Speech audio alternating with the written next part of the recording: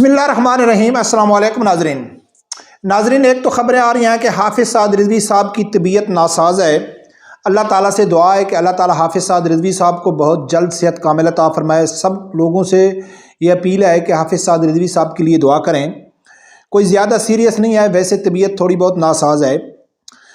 दूसरा नाजरीन, मैं ये समझता हूँ कि एस्टेब्लिशमेंट की तरफ से तहरीक लब्बैक को ख़ासकर और मजहबी जमातों को वाज़े पैगाम मिल चुका है। अब मेरा ख्याल है कबूतर की तरह आंखें बंद करना, मेरा ख्याल है इसका कोई फ़ायदा नहीं है। अब समझ आ जानी चाहिए, वाज़े तौर पे क्लियर तौर पर मजहबी जमातों को समझ आ जानी चाहिए, ख़ासकर तहरीक लब्बैक को। मैं ये समझता हूँ कि तमाम मजहबी जमातों का जो असल इम्तिहान है अब शुरू हो चुका है। अब इस इम्तिहान में कौन कौन शरीक होता है, कोई होगा या नहीं होगा, तहरीक लब्बैक तो है ही है।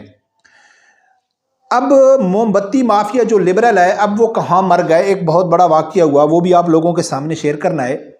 ये सब चीज़ें नाज़रीन आप लोगों के सामने रखने से पहले आज शाम को मैं एक फार्मेसी में गया, वहाँ जाके मैंने कुछ मेडिसिन लेनी थी। तो मैंने वो मेडिसिन ली तो मुझे जो स्टोर वाला है वो कहता है कि भाई 350 रुपया, कुछ टैबलेट वगैरह थे। तो मैं सही समझा नहीं, मैंने रिपीट किया कि मैंने कहा कि भाई 350, 380 रुपया।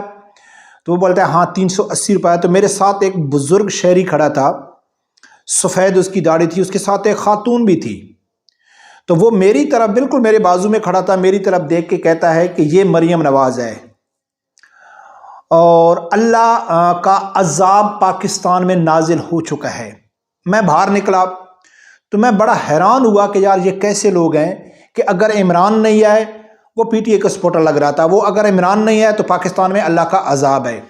लेकिन जो ही मैं घर में आया और मैंने कुछ ख़बरें देखी तो जो मैं इंतहाई यानी एक शदीद किस्म का गुस्सा कर रहा था उस पीटीआई वर्कर के ऊपर, तो मैं उसके साथ इत्तफाक करने पे मजबूर हो गया हूँ। हाँ, वो ये कहता था कि अल्लाह का अज़ाब आ चुका है, लेकिन मैं ये कहता हूँ कि बहुत जल्द अल्लाह का अज़ाब पाकिस्तान में आएगा, जो इस टाइम वाज़े इशारे मिल रहे हैं। नाजरीन, हुआ कुछ यूँ कि जो वाक़या इचरा बाज़ार में हुआ, उस इचरा बाज़ार वाक़ये में जो एएसपी थी शहरबानो, उसको आर्मी चीफ ने अपने पास बुलाया, उससे मुलाकात की, उसकी तारीफ़ की, उसके काम को सराहा। कोई इतनी बड़ी बात नहीं है, लेकिन इशारा उसने मजहबी जमातों को वाज़े दे दिया army chief general Asim Munir साहब ने। एक तो सब मजहबी जमातों को पार्लियामेंट से अलग रखा गया, चाहे वो जमात इस्लामी है, चाहे मौलाना फजल रहमान है और चाहे तहरीक लब्बैक है। अब इचरा बाज़ार में कुछ लोग उसको यानी कि तंग करते हैं और उसमें जो अहम किरदार है उस वाक़ये के, उस लड़की को सेफ रखने का, वो उलमा अकराम का है। वहाँ मजहबी लोग पहुँचे, उन लोगों ने बताया, उसको अंदर दुकान में बंद कर दिया। हाँ, अगर मजहबी जमात के लोग न पहुँचते या बाहर जो क्राउड था उसको ये न कहा होता कि भाई इतनी बड़ी बात नहीं है, तो वो शटर से या दुकान से वो क्राउड रुकने वाला नहीं था, वो तोड़ के अंदर दाखिल हो जाते। और वो एएसपी जो आई, उसने जो उसकी ड्यूटी थी, उसने अपनी ड्यूटी की, कोई एक्स्ट्रा काम नहीं किया, ड्यूटी की, वो उसको लेके गई। लेकिन जिन्होंने इखलाकी तौर पर अपना काम किया, उनको उनके ऊपर उनकी तारीफ करने की बजाय उल्टा उनके ऊपर तनकीद हो रही है शिद्दत से, यानी कि बहुत सख्त किस्म की तनकीद हो रही है मजहबी लोगों के ऊपर, उलमा अकराम के ऊपर। तो तारीफ के काबिल तो वो लोग थे मजहबी उलमा जो वहाँ पहुँच के उन्होंने ये मामला पूरा सुलझाया, लेकिन शहरबानों को बुलाकर वाज़े पैगाम दिया गया। मैं ये समझता हूँ उलमा अकराम को कि अब देख लो कि जिन लोगों का कारनामा है, जिन लोगों की तारीफ करनी चाहिए, जिनके काम को सराहना चाहिए, उनके ऊपर तनकीद हो रही है, और जिसने ड्यूटी की है उसको कहाँ से कहाँ पहुँचा दिया गया है। दूसरा नाजरीन, सुप्रीम कोर्ट के केस के हवाले से भी बुरी खबरें आ रही हैं कि भाई पैगाम पहुँचा दिया गया है कि फ़ैसला वही रखना है जो पहले था। वल्लाह आलम इसमें कितनी हकीकत है या नहीं है, वो तो वक्त बताएगा। लेकिन मैं नाज़रीन जो समझ रहा हूँ कि मजहबी जमातों का अब इम्तिहान शुरू हो गया है कि कबूतर की तरह आंखें बंद करने से कोई फ़ायदा नहीं है। अगर पीटीआई वाले एस्टेब्लिशमेंट के ख़िलाफ़ अपनी ज़ात के लिए उठ रहे हैं या तनकीद कर रहे हैं, تو مذہبی لوگوں کو بھی کھل کے تنقید کرنی چاہیے، کس کے لیے؟ دین اسلام کے لیے، کہ پاکستان میں کیا ہو رہا ہے۔ اور جو مافیا ہے، آج لوگوں نے دیکھا ہے کہ آج کے پی کے میں ایوان میں جو ہی مسلم لیگ نون کی صوبیہ میرا شہد اس کا نام ہے، وہ اندر آئی تو اس نے ہاتھ میں گھڑی اٹھائی ہوئی تھی، واج جو ہوتی ہے وہ اٹھا کے کچھ احتجاج کر رہی تھی، اور پورے حال میں اس کے اوپر جوتیاں اس کو ماری گئیں، پیپسی وغیرہ کولڈ ڈرنک کے کین مارے گئے، بوتلیں خالی ماری گئیں، ہوٹنگ کی گئی۔ وہ سنٹر میں تماشا بنی ہوئی تھی اور سب لوگ اس کے اوپر جیسا کہ شیطان کو کنکریاں مارتے ہیں نا، ایسے سب لوگ اس کو جوتے اٹھا رہے ہیں، لیکن کسی کو کوئی بھی پرواہ نہیں آئے۔ نہ موم بتی مافیا کو تکلیف ہوئی، نہ علماء کرام سے نفرت کرنے والے لوگوں کو تکلیف ہوئی، نہ میرا جسم میری مرضی والوں کو تکلیف ہوئی، نہ عورت کارڈ استعمال کرنے والوں کو تکلیف ہوئی۔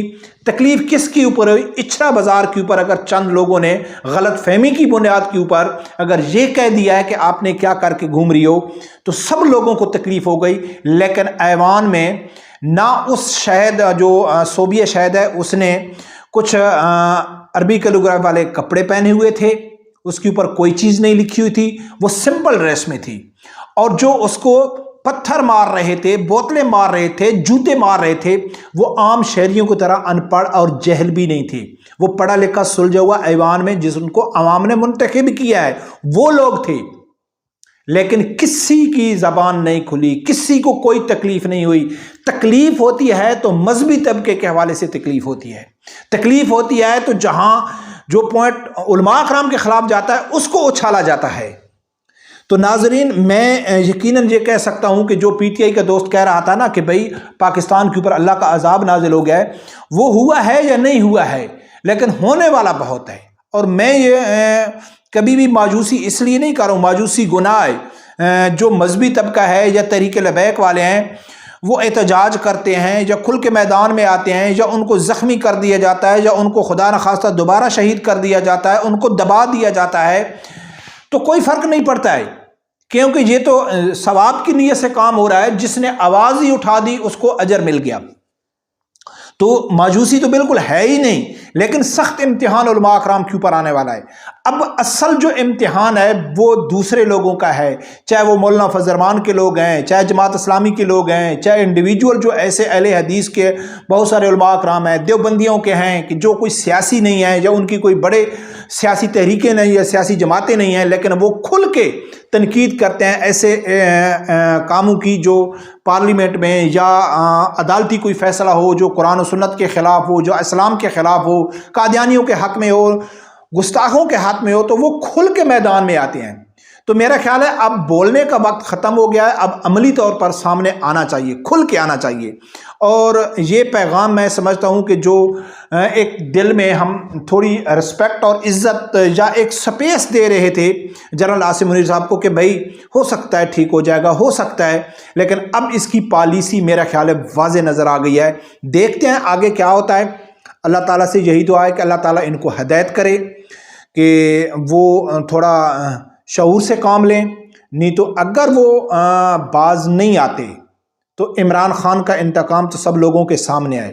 اور ہمارا تو اللہ کے اوپر یقین ہے کہ ویسے بھی الحمدللہ کہ جو عام مسلمان ہیں ان کو مذہب اسلام کی طرف سے ایک تھوڑا سا یعنی کہ ایک ریلیف ملا ہوا ہے کہ اگر آپ اپنے کوئی کام ہاتھ سے روک سکتے ہو تو ہاتھ سے روکو، اگر ہاتھ سے نہیں روک سکتے تو زبان سے روکو، اگر زبان سے نہیں روک سکتے تو کم از کم دل میں ان کو برا جانو۔